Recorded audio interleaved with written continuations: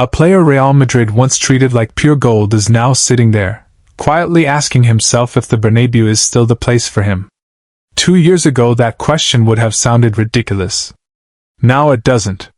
Vinicius Jr has spent the last year watching another part of the football world wave, something Madrid has refused to give him. Guaranteed main man status. The biggest paycheck in the building. And the freedom to be the face of everything. That combination has left him genuinely weighing an exit. So how did we get here? It began with a phone call Madrid never wanted to hear about. Saudi officials reached out to Vinicius' people. This was not some publicity stunt. It was a full pitch. 5-year deal, roughly €200 million a season fixed, plus bonuses. On top of that, a separate 10-year ambassador role for the 2034 World Cup they will host. Later reports pushed the annual figure as high as $350 million. Let that number land for a second. Most clubs do not spend that on their entire wage bill. The part that really mattered to Madrid, though, was simple. Vinicius did not shut the door. He gave the Saudis permission to speak to the club. A player who is not interested never opens that door. He did. At the heart of it sat one clear wish. Vinicius wanted Real Madrid to value him the same way they value Kylian Mbappé. Same recognition. Same level of reward. Not more. Just equal. That single desire explains almost every twist that followed. Al Hilal's chief executive, Esteve Calzada, never pretended otherwise. He said publicly he would not be surprised if any player, including Vinicius, ended up in Saudi Arabia. The country has the intention. It is a long-term plan. The clubs have the ambition. The interest never really went away. At one point the package being discussed with Al Hilal reached €1 billion in total. Star billing included. Madrid's answer stayed the same for a long time. They pointed to the €1 billion release clause they had written into his contract. They stayed confident he would renew. And unlike some earlier offers that carried expiry dates, this Saudi money had no clock on it. It could just sit there, waiting. That kind of open invitation gets more tempting the longer home life feels uneasy. Then the pitch side of things started to match the contract frustration. Xabi Alonso walked through the door, and the automatic starter status Vinicius had enjoyed for 4 seasons under Carlo Ancelotti disappeared almost overnight. The 25-year-old found himself on the bench for the Champions League opener against Marseille. Same story in the first away league game. A player who had just been talked about as a Ballon d'Or contender was now watching from the sidelines in the first handful of matches.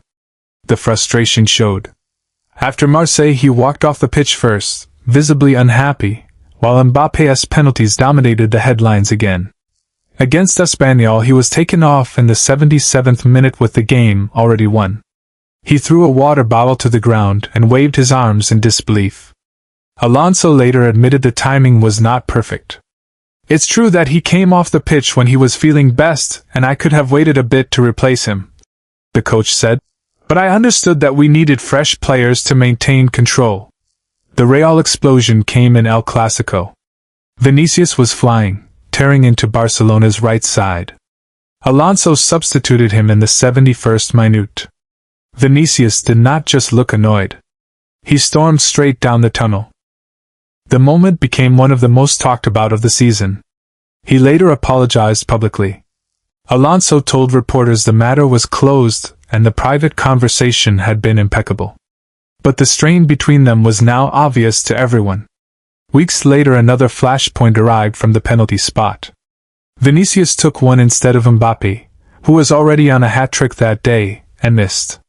Alonso's reaction on the bench was clear. Afterwards the coach was asked if he liked players deciding penalty takers among themselves. His reply was sharp. I like it when they score the penalties. He made a point of naming Mbappé as the man who should be stepping up. The tension spilled into the dressing room. Reports in Spain claimed a split had formed, with some players, including Mbappé, backing the coach while Vinicius felt the heat. The same teammate whose salary and status Vinicius was using as a measuring stick was now standing on the other side of the divide. When Alonso's time ended and Álvaro Arbeloa took interim charge, Vinicius spoke with more distance. My time with Xabi was a learning experience. I've improved as a person. I couldn't connect with him. But I have a great connection with Arbeloa, and he's given me a lot of confidence, just like Ancelotti did. He owned the tunnel walk too. It wasn't a pleasant moment, and I apologize to everyone. I like to play every game, and I didn't get to play any of them. By then the picture was clear. Under Ancelotti he had been the figurehead of a winning team and a Ballon d'Or contender. Under Alonso he had become a frustrated, sometimes benched, apologizing figure. And the whole time that Saudi offer sat in the background, completely uninterested in whether he started or not. It just wanted his signature. Underneath every substitution and every tense exchange sat the same unresolved question. What was Madrid willing to pay him versus what he believed he was worth? Years earlier he had been on 3.5 million a year. Madrid doubled it to around 7. He stayed patient and said money was not the priority. In 2023 he signed a new deal until 2027 on 10 million net a year with that 1 billion release clause. 10 million sounds huge to most people. Next to the Saudi numbers it looked like small change. His agents made the request clear. They wanted a salary on a par with Mbappé. Madrid kept saying no. The gap became the story. At one stage Madrid's offer sat at 20 million net, while Vinicius was already on around 17. He wanted closer to 30. A 10 million euro canyon between a player who had delivered Champions League nights and the club that had built so much of its modern success on those same nights. He even made concessions of his own to try to close the difference. The club did not match them. That is the dynamic that turned a routine renewal into a real threat of departure. It was not only Saudi Arabia watching. Manchester United were linked with a 175 million bid. His representatives were also said to have spoken to Manchester City, Arsenal, Chelsea and Liverpool. This was not a player quietly waiting. His camp was testing the market.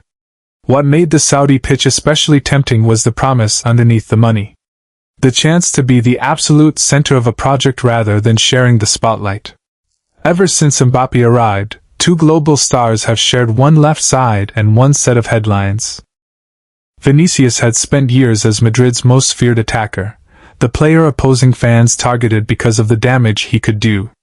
Suddenly he was sharing penalties, sharing praise, sharing the stage with a teammate who arrived with a bigger price tag and a World Cup final on his CV. Every outside offer since has been a reminder that somewhere else he would not have to share the ball, the wages, or the headlines. In the spring, with 6 games left and Barcelona leading the title race, footage of Vinicius walking past club president Florentino Perez set Spanish media buzzing again. It was not a dramatic confrontation. It was almost ordinary. But given everything that had built up, a moment that would have meant nothing 2 years earlier suddenly carried weight. By then the mood had started to shift once more. After a strong World Cup with Brazil, reports described him as calm. He was telling national teammates he was confident of reaching an agreement and did not want to leave. A face-to-face meeting with Perez, a man he respects, became the key next step. The reporting closest to the talks kept landing on the same point. He wants to stay, provided the numbers finally reflect what he believes he has earned. That does not wipe away what came before. The benchings, the water bottle, the missed penalty, the 10 million euro gap that sat there for nearly 2 years, and the Saudi offer that never carried an expiry date. All of that is still on record. What it does show is where the willingness to leave actually came from. Not from hating Madrid. From watching someone else treated as the guaranteed star, paid more, publicly backed, while he had to fight, apologize and wait. The Saudi money made quiet patience harder to justify. The benchings made his case even stronger. Madrid still holds the cards that matter most. If no deal is struck in the coming months, they will have to consider selling him so he does not walk for free in 2027. That deadline sits over every conversation. In the end, the story was never really about chasing the biggest check on the planet or walking away from the club he loves. It was about being told, through salary figures and substitution patterns, that he was no longer quite the main star of his own team. and discovering that other rooms in world football were ready to tell him the opposite.